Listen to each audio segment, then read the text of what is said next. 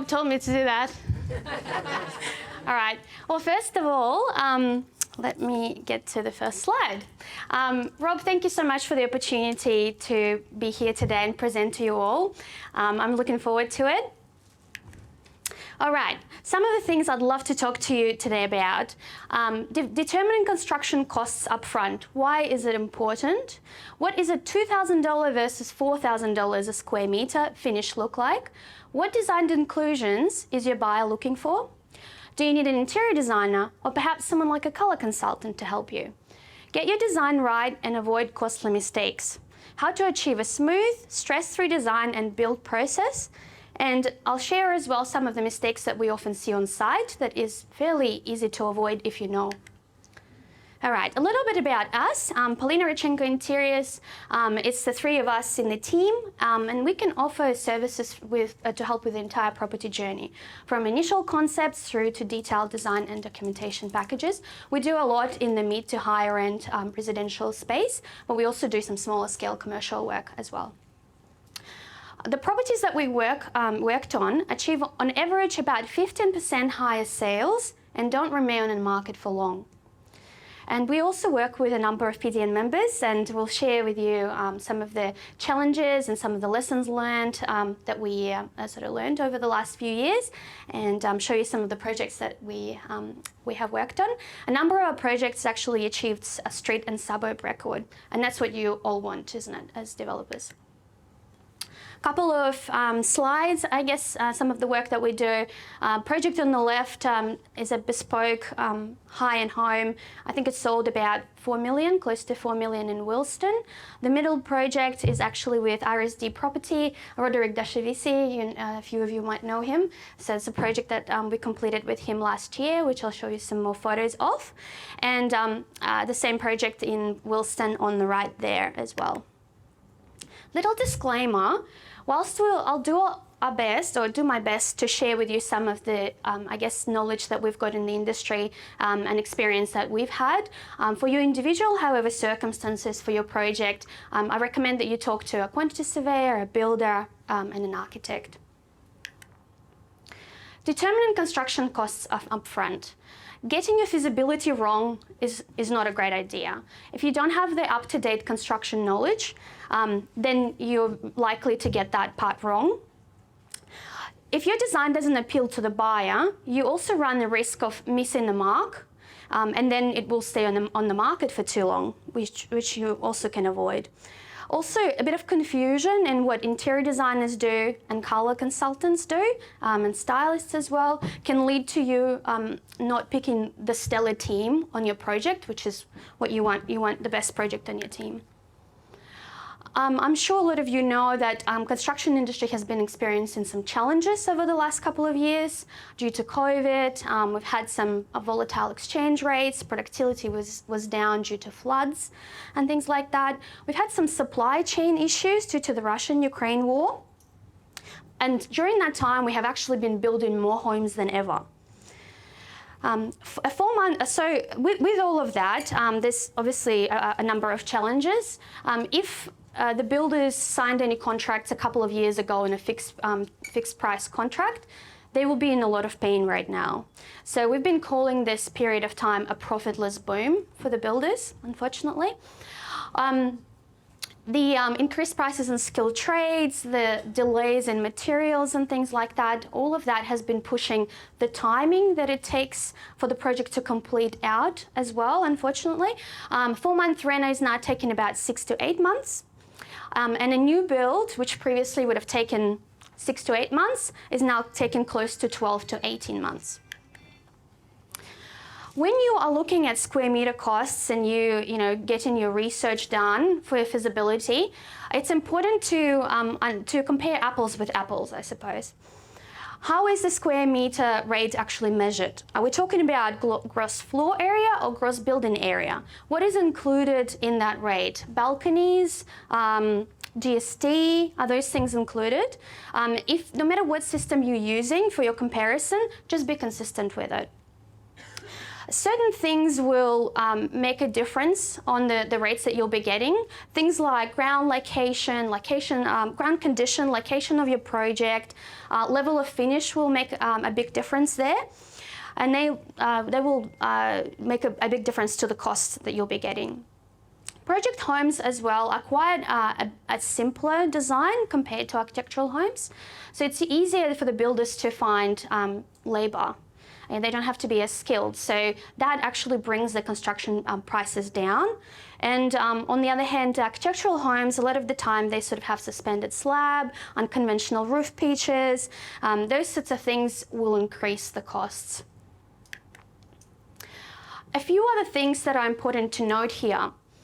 When you are looking at builders' prices, a lot of the time the price that you're getting is a base price, and it's a bare minimum. It doesn't a lot of the time include a lot of things that you might be looking for, like extra finishes, landscaping, so those sorts of things.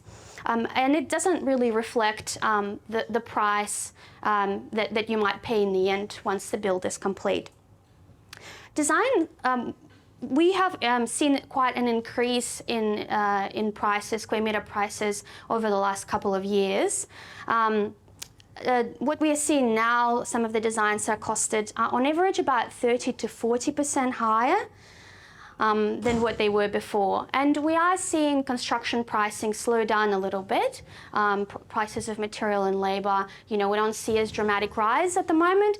But if you're thinking that they're going to go back to 2020 pricing, that's not going to happen. So if you're waiting to complete your project or get started on your project, just keep that in mind. We're also finding that what was about $2,500 to $3,000 a square meter 1 or 2 years ago is now close to $3,500 to $4,000 a square meter. That's quite a big of a jump. And also, if you are doing a renovation compared to a new build, your prices are generally going to be a bit higher, because during a renovation, you just don't know what you're going to uncover and sort of associated costs and complications with that. Here is a table from the B&T Quantity Surveyors report. It's fairly recent. I believe it's earlier this year that they've showed this to the public. You can see just how different the prices are in the low, medium and high level of finish bracket. So level of finish will actually make a lot of difference. So if you are, going to the builder and saying, this is my project, I have some rough plans, provide some pricing, they need a fair bit more information than that. That's important to remember. So a typical project home, 3 bedrooms, might be somewhere between $1,700 a square meter, all the way through to almost $2,500 a square meter. That's the kind of difference that we're talking. On the other hand, a unique design or a custom home can be between $2,900 a square meter all the way to over $3,500 a square meter. And when we're talking about architectural homes or architectural design homes, that number can go right up to $7,000 a square meter and higher for the prestige homes. Townhouses are generally going to be a bit more expensive. There's a little bit more structure involved and a few other things. So the prices you can see on the top right there. And same goes for units. Determining your demographics. So before I progress with that, I just wanted to say, if you are comparing the numbers that you got a year ago or 2 years ago, it is going to be quite different. So that's important to remember, that you need quite a bit of contingency, because it hasn't been sort of a normal course of time. We've seen quite a big increase over the last couple of years. All right, now to the demographic. Why is it important to determine who your buyer is? If you get the buyer demographic right, you can ensure that your design exactly ticks their boxes. And your level of presentation, finish, everything is going to appeal to them. And you can really tailor it to appeal to the market.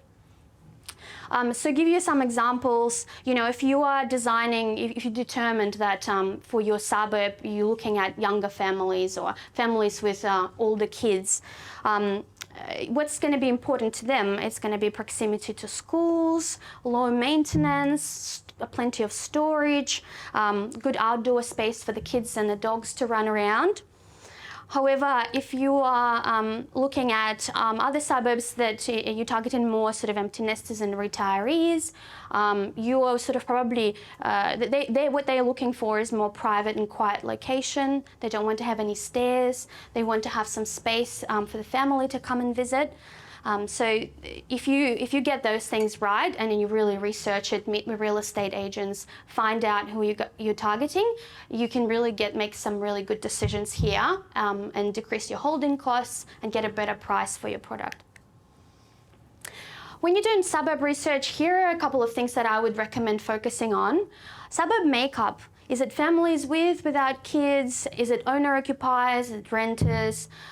Medium income, number of vehicles, that'll tell you sort of roughly how much they're able to afford to live in the area and what kind of sort of product I guess they can buy.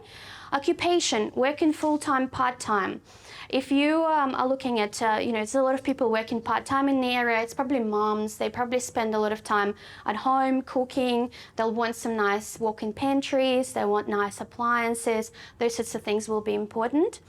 Age and ethnic makeup is also vital. So if I'm designing for younger sort of families with kids or younger guys, I probably look at more fresher, sort of lighter color palette. It can be more trendy.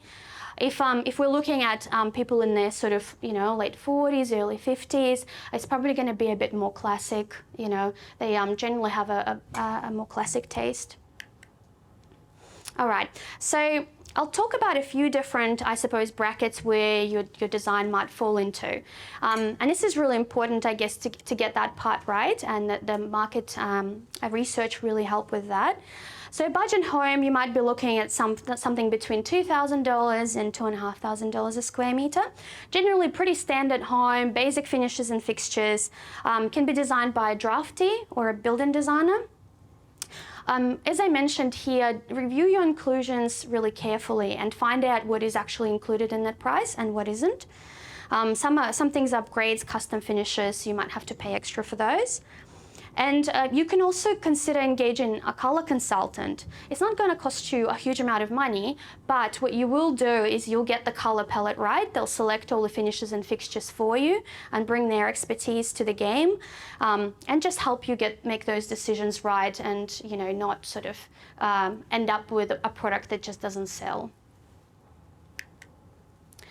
How can you improve a fairly basic home? You can ensure that your layout is really functional, that your kitchen is functional, it's got all appliances that it needs to have. You've got quality appliances, especially if you've got a lot of mums in your area. Make sure that the appliances are really good. Better feature lighting. I really recommend not skimping out on the light, because it's one of the first things you see when you walk into a space. If it's something beautiful, or if it's something cheap, it will really bring the overall design and look down. So it's worth putting a little bit more in the budget. A well put together scheme, color scheme, as I mentioned. Things like smart cornicing, trims, skirtings, that will help you just create a great sort of modern product, not something sort of old looking and daggy. And these things are fairly sort of easy to do. Quality flooring. So flooring will be one of the bigger expense when it comes to finishes in your project. So just get a better product with a better look. Will actually will pay for itself really. Modern switches, fans, downlights, those sorts of things. Now, what are some of the ways that you can save here if you need to save on the square meter rates there? You can consider removing some of the joinery. Joinery is about 10 to 12% of the build cost, so actually removing some of the joinery will be quite good in terms of the numbers. Rumpus, a study, doesn't often need joinery in this type of product. A buyer can bring their own sort of items and accessorize it the way they want it. And same with if you're styling your space for sale, they'll do that too. You can simplify the joinery. A walk-in robe can perhaps be a simple rail and some shelves, and same goes for pantry. You can look at lowering tile square meter rates. You can go for like a simple reconstituted stone range, a good sort of quality builder's range, rather than anything fancy. All right, so a custom home, you're looking at more of $2,500 to $3,000 a square meter for this bracket. they generally have quality finishes throughout. You're looking at having European appliances there.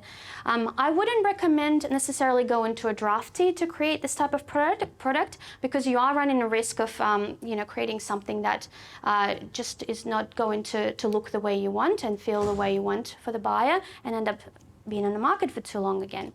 So a competent building designer or a price-conscious architect is who you probably need here. I would also recommend considering engaging an interior designer. Interior design is not all just about the finishes and how pretty it will look. It's a lot of the time about the functionality, how to make the layouts functional, how to get all of your functionality in your joinery, your kitchen, your master ensuite, how to make it feel special. And a price-conscious interior designer or someone qualified will have that information and will be able to recommend ways where you can achieve that without going over the top. Ways to enhance the space in these circumstances. So a really functional layout. So if you have a living room that's a bit awkward, doesn't really have a wall space for a TV, is not big enough for the sofa and the chairs to go in, now people will pick up on it, especially when the place is styled, but often they'll pick up on it from just looking at floor plans from a real estate agent. So that's really important. Additional spaces might include walk-in pantries, built-in barbecues. So you could also have that in a custom home. European appliances, designer lighting, so definitely a little bit more special lighting than you would have in a project home. Custom joinery, well detailed throughout. So well-detailed joinery, which just going to look great and doesn't have to be over the top, but will tie in really well. Your kitchen, your living is going to talk together, and it's going to be really easy to build. So you can get the little nice sort of details in without necessarily having it cost more. A well-considered color palette to appeal to your target market. That's really important here for a custom home. Wall ovens, wine or bar fridges, so those nice extras, they come in a custom home bracket. Quality, but not premium finishes and fixtures. So it's not your top range, but they should be quality and definitely sort of a step up from a budget home. Ways to save. You can look at a reconstituted stone rather than a natural stone. There are some great reconstituted stone ranges out there that have beautiful veining throughout. Generally with reconstituted stone, it's still a man-made stone, so it's a print. So you will see some pattern repetition. So natural stone has this beautiful, unique veining to it, which is why it's definitely seen in architectural homes. But there are some really good reconstituted stone ranges. You're not looking at a builder's range here. It's going to be a step up from that. You can look at having a mix of general and feature tiles. So rather than having one sort of tile everywhere that's sort of a little bit higher in price, you can look at a simpler general tile and then some more expensive feature tiles to highlight the areas of the design that you want to highlight. You can also look at removing joinery in a similar fashion, rumpus joinery or study joinery. Walk-in robe for a custom home is really important, so you don't want to make that really simple. But an additional robe, that's something that you can kind of save on. Simplified joinery, robe can be just a hanging rail, some shelving, and that's about it. And same with linen cupboard. I want to show you a couple of projects that we completed that I probably would put in the same sort of bracket. So this one was completed in Kedron about a year ago, I think at the end of 2021, and achieved a suburb record at the time. It was very, very well received. You can see the joinery detailing that I've been mentioning, just a little bit more interesting than your sort of stock standard, a little bit more sort of thought goes into it. You can do sort of a stone turn down in the right-hand image there. There you go. So that makes the ensuite a bit more special. Here we've got brushed gunmetal tapware. So for custom homes, you can play around with something other than chrome. We rarely see sort of chrome tapware in those types of homes. Generally now, it's not a big a price jump, going from chrome to a brushed nickel or brushed gunmetal, and those are beautiful finishes. You can explore brushed brass as well. A well-considered colour palette. In the middle image, you can sort of see that the flooring is nice and warm. It's a quality product, and then there's a bit of timber sort of colouring working with the cabinetry working with the flooring colours, and then the rest of the colour palette is quite light. It's simple. We're targeting young families for this one, so it's a very fresh sort of modern colour palette. A really good floor plan, really functional, lots of storage, those sorts of things. And then, yeah, the image on the left, you can see the general tile on the floor and a bit of a feature tile on the walls. So just some of the things, you know, you don't have to go over the top with everything. Just pick a couple of things, make it feel special. Now, this lovely project we did with Phil Verdo. A lot of you probably know him. He's a lovely volunteer over there. It's a great project. It was completed about a year ago, I believe, as well, in Biden. Achieved a street record at the time. So it was a good project. You can see the color palette is a little bit more classic, sort of black and white with some silver tones on the left, and we played around with a bit of brushed brass fixtures. It was a really good outcome, and yeah, we were targeting sort of people a little bit, sort of late 40s, early 50s, so not sort of really kind of the younger crowd, I suppose, with this one. And I believe it was sold over 2 million, and I think the square meter rate at the time was about 2.5. I believe, about 300 square meter home. But remember that build contract for that would have been signed about 2 years ago. So you need to add quite a bit of contingency if you're comparing a similar product now. Architectural home, so that's a step up yet again from a custom home. So I think understanding those two brackets is quite important, because I think for a lot of people, they feel the same, but they are a bit different. So the architectural home, you're looking at somewhere between $3,500 and $5,000 a square meters. It can go up as well. So it's an architecturally designed home normally with mid to high end finishes and fittings throughout, generally integrated appliances, really high quality. I would definitely not recommend getting this one designed by a drafty. This product needs a little bit more creative thinking, a bit more talent, I suppose, in terms of, you know, creating some double volume spaces, you know, different levels sometimes, you know, if it's a narrow block, and, you know, play of light, windows. So those sorts of things are really important. So you're actually trying to create that sort of step up product, for really a special experience for your buyer. So it's really important, the professional that you go to create that. I would also highly recommend getting this fully designed and documented by an interior designer, because you know, the cost of getting this wrong is quite high, but interior designer can help you really sort of do the same, sort of playing around with proportions, and getting the functionality of all spaces right, getting some beautiful elements in. That sometimes, you know, if you sort of work directly with the joiner, they won't have the capability to create something like that. You can also get it designed by an in-house interior designer in your architectural office, but it's really important that you look at the capability that the interior designer in that architectural office has and their proven track record, to make sure that they can create beautiful spaces, but they can also create beautiful interiors. So definitely do your research there. Inclusions to consider. So additional spaces in this one might include built-in living room joinery. You might have a fireplace there, beautiful storage, built-in barbecue, wine rooms and bar. You might have a master retreat that'll have a kitchenette, under a bar fridge, a little tap, those sorts of things. So the additional sort of nice spaces to just spend time in. A mud room, a nice lovely spot to kick the shoes off, put school bags in, put your coats, and then it's nice and welcoming space, often sort of at the entry. Usually, if it's a multi-level home, which often it will be, you might have a master floor, and you might have another floor where the kids would occupy that floor, and you might have a kitchenette there. Kids' bedrooms might have en suites, not just the master en suites, or guest bedrooms might have en suites as well. So it's usually a bit more spacious, I suppose.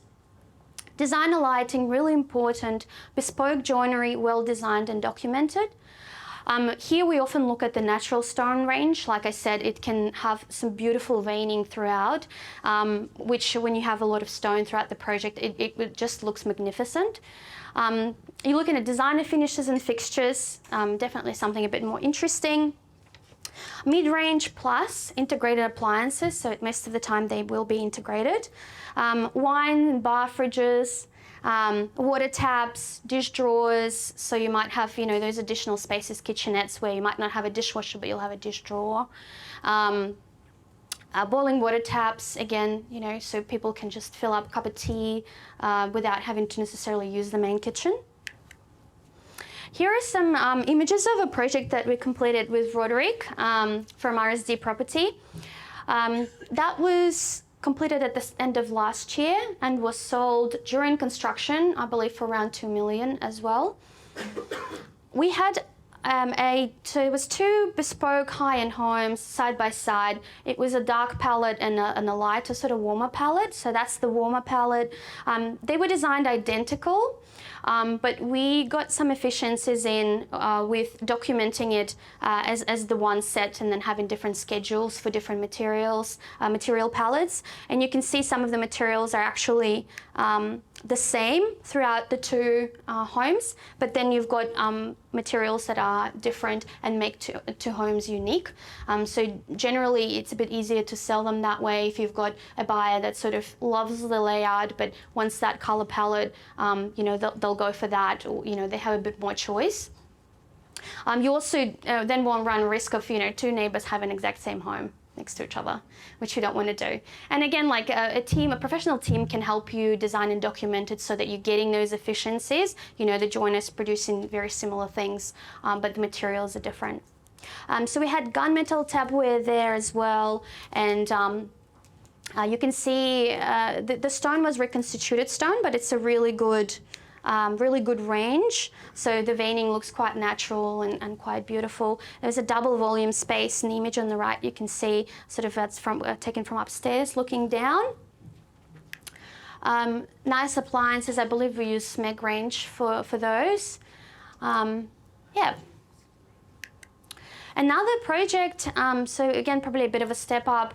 This one was sold at the end of last year as well for $3.5, close to $4 million in Wilston. And here you can see it's probably sort of a higher sort of end of architectural home sort of scale. We have natural stone throughout. Again, it's beautifully designed cabinetry. We had some fluted paneling there, some nice timber finishes, LED lighting in the walk-in robe. And also it had a lot of sort of really nice additional spaces, such as master bedroom retreat that had its own kitchenette and a nice sort of little sitting room space. You also have the little sort of courtyard at the entry there. So just those additional spaces to really create a great experience for someone. Achieving a smooth build process. So sometimes engaging a builder really early can be a bit tricky because there's a few different unknowns at that stage. So there's material cost rises, which has been a big unknown, so they can't give you a fixed cost on. But there's also things like, your finishes, fittings and fixtures. They are a big unknown. As you saw in the table a few slides up, it can sort of make the square meter costs quite different depending on the level of finish that you use. So sometimes the builders will be apprehensive to give you any pricing if they don't see what finishes you're going to be using and they don't understand how detailed your joinery is going to be. If you don't have any joinery elevations, wet area details, those sorts of things, it can be hard for them sometimes to commit to a cost for you. As I mentioned previously, joinery is actually 10 to 12% overall cost, so the overall price can vary quite a bit depending on your level of detail and what your joinery actually looks like. here is a bit of a process what we've seen work quite well, especially in sort of mid to higher end custom home space. So when you're creating your feasibility, just at the start there, so look at your options carefully. So consider your options, take the time, understand what product you're trying to create and what the market is looking for. You know, if it's a budget home or if it's a custom home or it's an architectural home. So it's really important, because if you get that wrong, you're going to be chasing your tail the whole way. And with that, choose your team carefully. So make sure that the consultants that you go to have the capability to create the type of product that you're looking for. If you're going to go to, you know, higher end architect and ask them to design a budget home, you're going to try to value manage it the whole time to get it to what you want it to actually pay for it. And then likewise, if you're going to a drafter to create a beautiful architectural home, they just sometimes don't have the kind of capability that you really need to create that product. And so you might end up with a product that is just not going to sell and it will sit on the market for a long time. You might also look here at engaging a town planner. You might need a town planner in some projects. You might look at engaging a project manager as well here. Here, before you go into council approval, I would highly recommend considering engaging a quantity surveyor to give you some preliminary pricing. It might cost you, a couple of $1,000s, but what it will give you, you will be able to understand the product that you're trying to create in the current market. What are you going to be looking at in terms of pricing, and then, you might be able to get it to a size or a level that you really want before going and starting in conversations with all of your consultants and finalizing the design. So just give you, arm yourself with more knowledge. And with that, I highly recommend as well engaging an interior designer early, or at least starting conversations with your interior designer, because you can get your floor plan looked over at this stage. Make sure that you have allowed all of your appliances, there's no sort of windows in awkward spaces, those sorts of things. And also you can start having a conversation about your level of finish and your desired level of finish. And if you're actually having conversations with a quantity surveyor as well, that will influence some of the conversations you'll have with your consultants, which is really good. Now, engaging sub-consultants here, so surveyors, engineers, all the consultants that you'll need on your project. Interior designers will actually be able to provide you with some detailed drawings and documentation specs, which means that you will know exactly where sort of the design sits price-wise. And then at design development, it's important that you coordinate your architecture, interiors, and all your consultants into the one package. This process will give you a few more options down the track. So you might go straight to the builder here, and they'll be able to provide you some really good accurate pricing with all of the drawings, with your interior specifications and those sorts of things. Or you might go and open it to a tender process. So builders are fairly busy at the moment, but it's probably going to change in the next 6 to 12 months. So you'll have a bit more, you'll have a few more options in terms of doing a tender process. But the beauty of a tender process is that you can compare then apples for apples, and you can see what one builder might have allowed and what another builder might not have. Just provide you a few more, provide you a bit of a peace of mind. And with the detailed documentation and specifications, you shouldn't have too many variations during the construction process, and that's what you want. You want a nice sort of smooth build when everyone knows what they're working on and the project is fully priced and the builder is committed to building exactly what you've drawn. So it just creates a bit more, trust between the team members as well. And those sorts of things will help you with your finance, getting your finance approved as well. I'd love to share some of the mistakes that I've seen, we see on site. A lot of the time they can be avoided if you, with just a bit of knowledge and understanding of the construction process, understanding how the team works.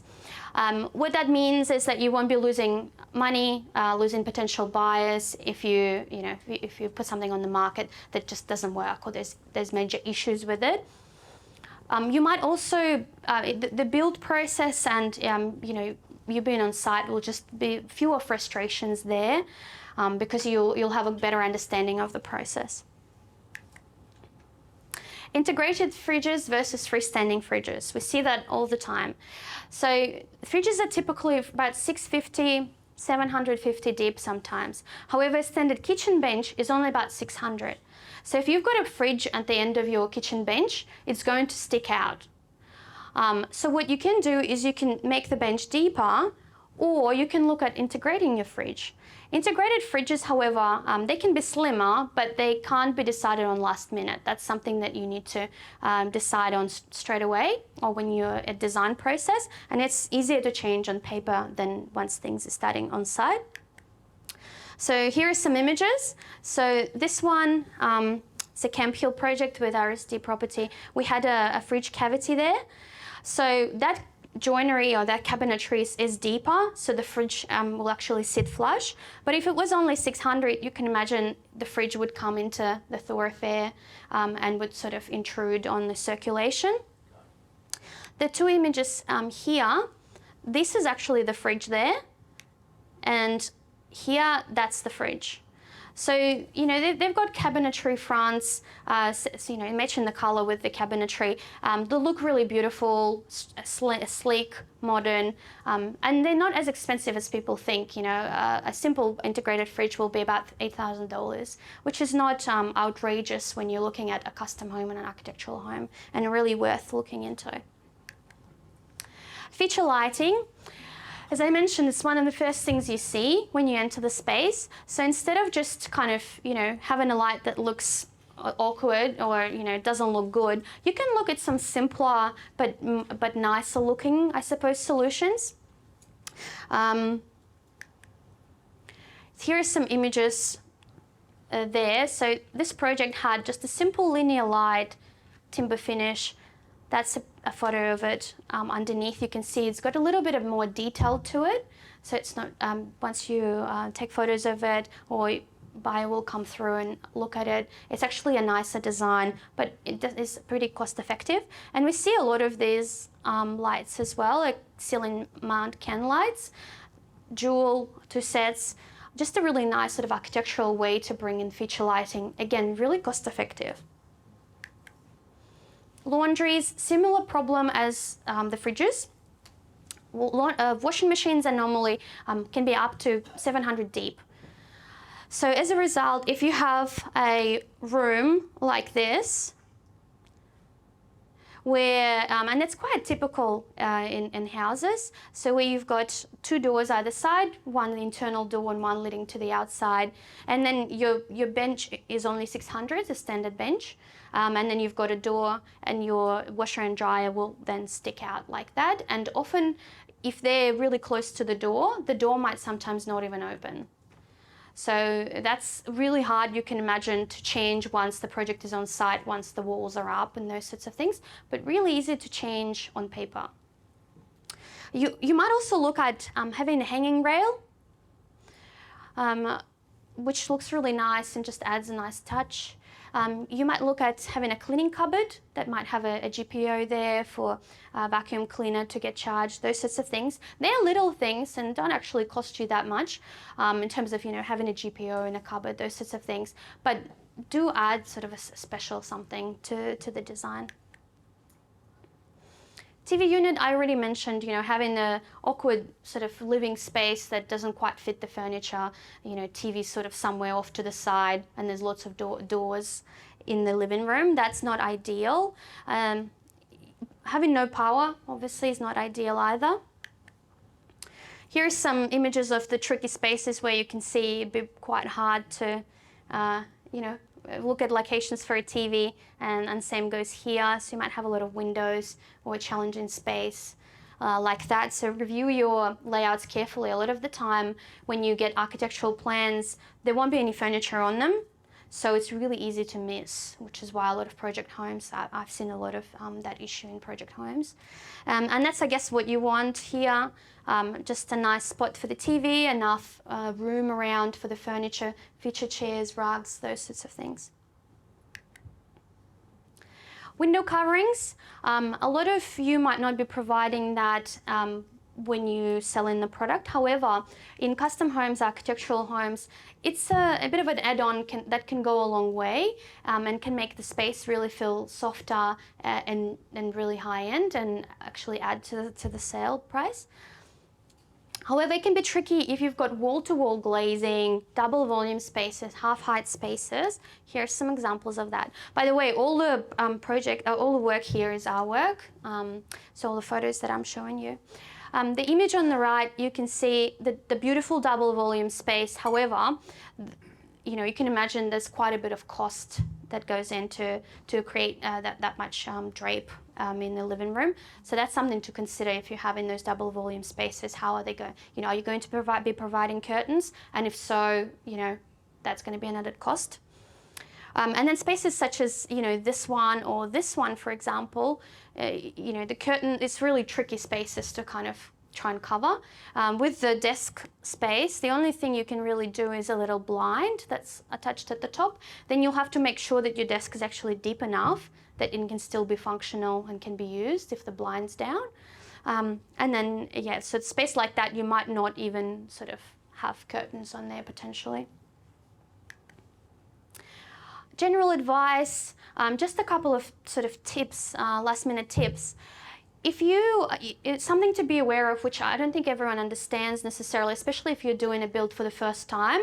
Things like plumbing, electrical, lighting, that goes in pretty early in the process. So before you actually start to see your space come up and see any joinery. So if you're getting questions from the builder, where do you want this and where do you want this? It can be really tricky sometimes to try to visualize the space.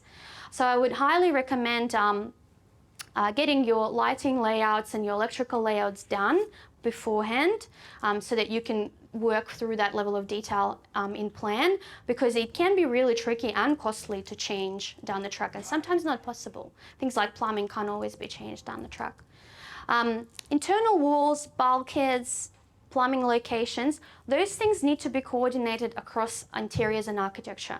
So if you have your plans done with an architect and then you engage in an interior designer and they're documenting those things, make sure that you then take in those drawings and you make sure you coordinate them with architecture. And you'll just need to make sure that you are happy with all of your finishes, fixtures. You know where the fridge is going. Do you want wall ovens? Is there enough wall space for those sorts of things? Because that's really sort of obviously impossible or really difficult to change down the track and really easy to change in planning before your architectural plans are locked in. Just sort of a couple of I guess pieces of advice at the end. Just choose your team wisely. Make sure that they're all working together well. Make sure you ask for recommendations. If you really get along well with your architect, ask them for recommendations to a builder or interior designer, because a great team will just help make the process smooth and avoid some of the issues you might have down the track. And if you want any advice, come and chat to us. We've got a newsletter that comes out once a month. If you want to jump in on polinaradchenko.com website and sign up, well, that's great. If you want to have a chat after the meeting or after the presentation, please come up. We'd love to answer any questions and see if we can help you with anything. Thanks. Thank you.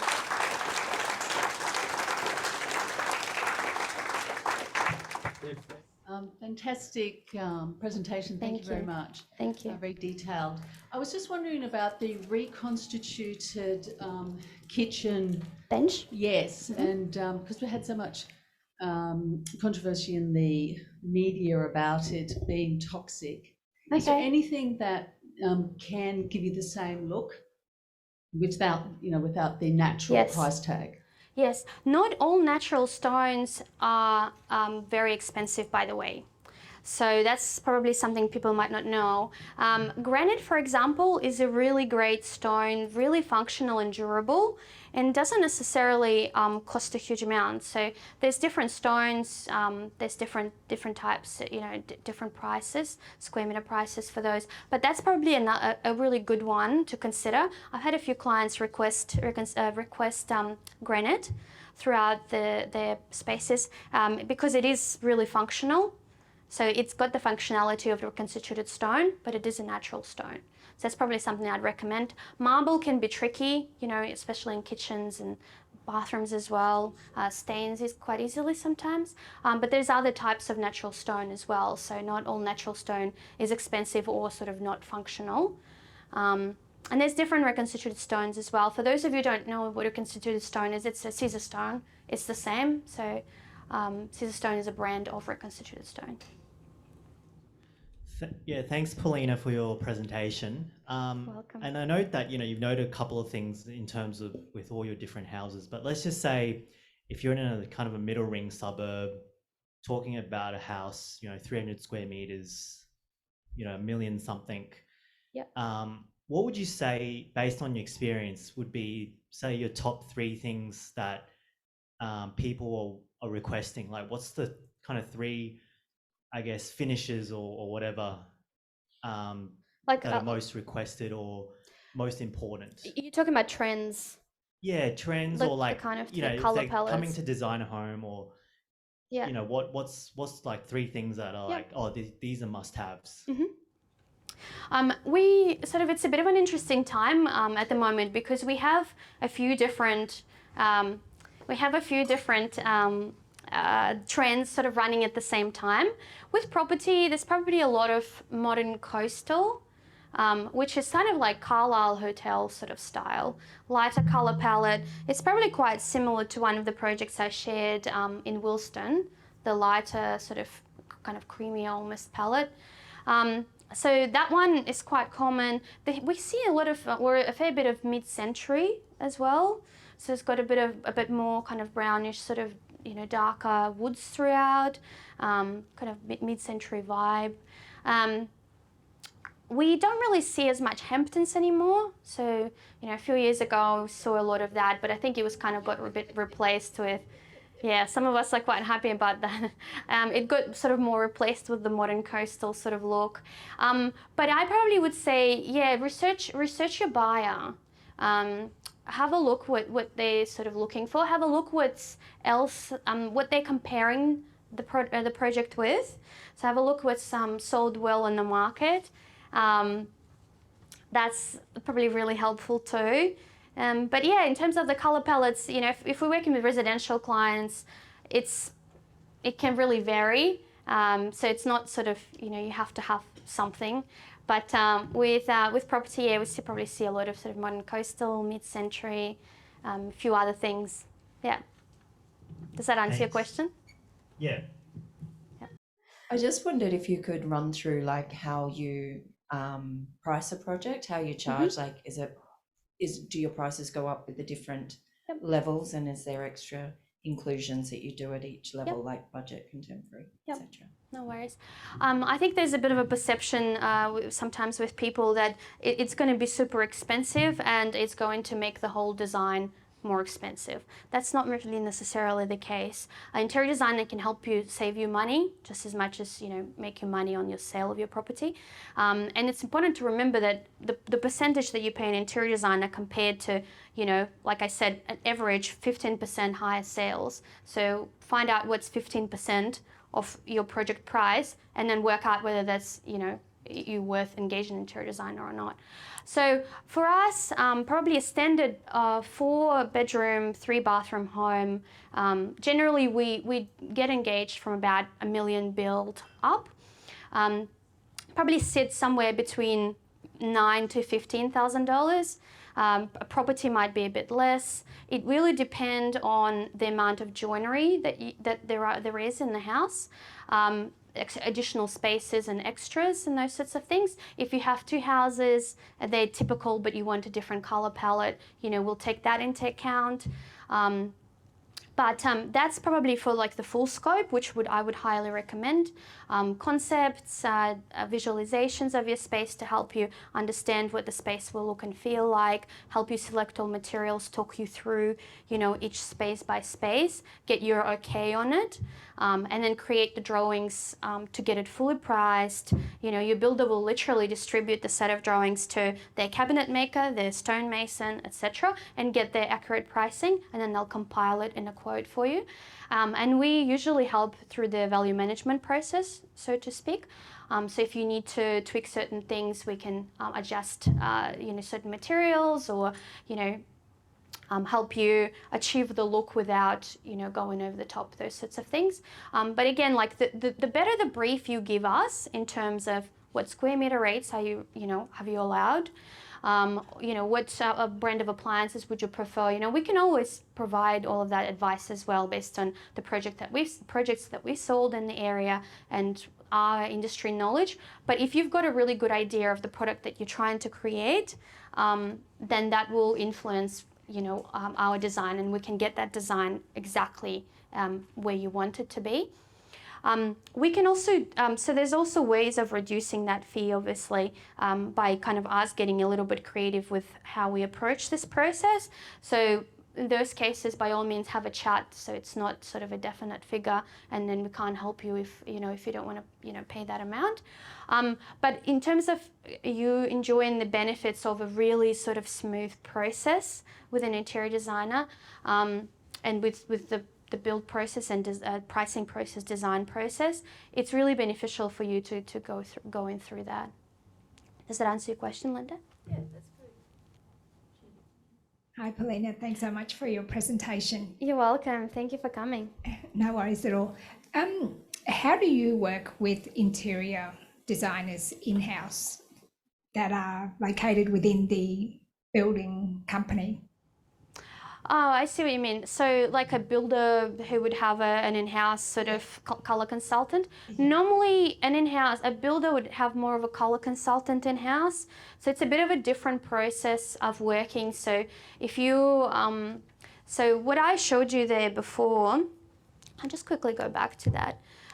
Is sort of you go into design your space and work with an architect and consultants, and then here you go, and then go into so getting a design here and then getting it priced here.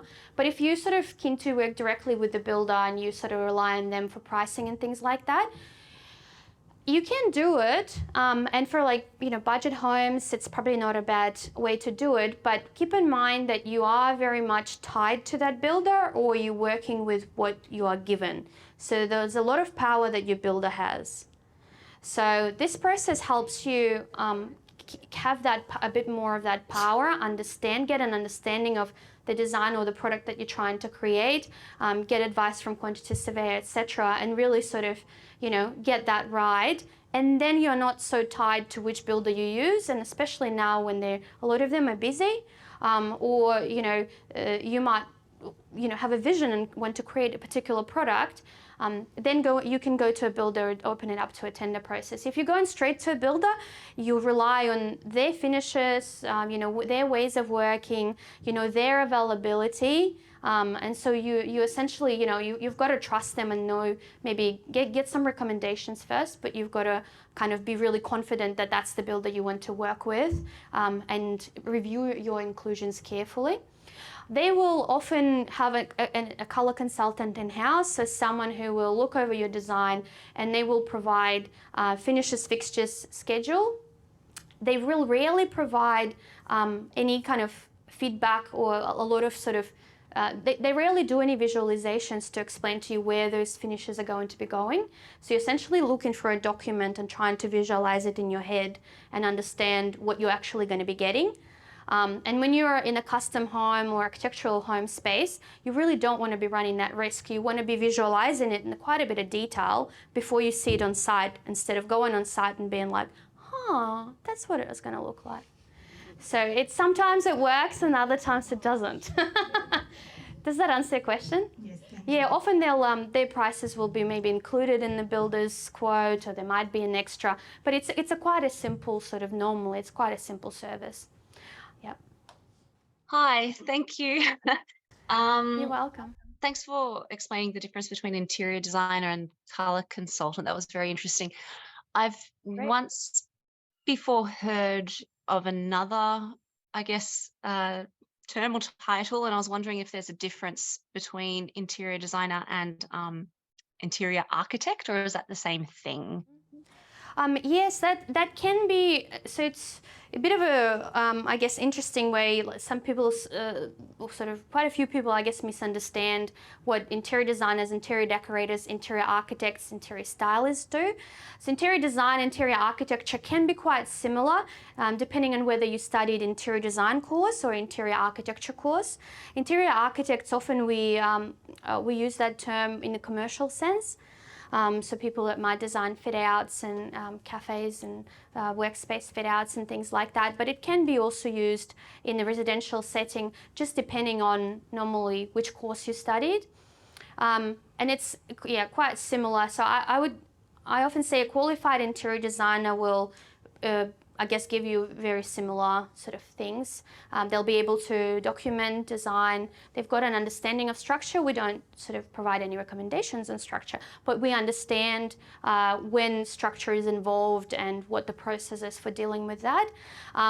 When we say interior decorators, that's often used for describing, furniture selections, window coverings, those kind of sort of soft things that not to do with the build form. So interior decorators focus on that. We provide interior decoration services as well as interior design services, and often you have a bit of both. When we're talking about interior styling, that often means styling for sale. So you might have interior decorators that call themselves interior stylists, and they might do a bit of both. They'll provide advice to residential clients on their furniture selections, as well as they'll do styling for sale, open homes and those sorts of things. But yes, when you say interior stylist, it mostly means for photography. Hi, Paulina, thank you for your presentations. Do you recommend different color palette for each bathroom in the property? Color palette for each bathroom in the property? bathroom? There could be, Okay. there could be 3 bathrooms. Then do your Yes. difference are consistent or different? Property for sale, right?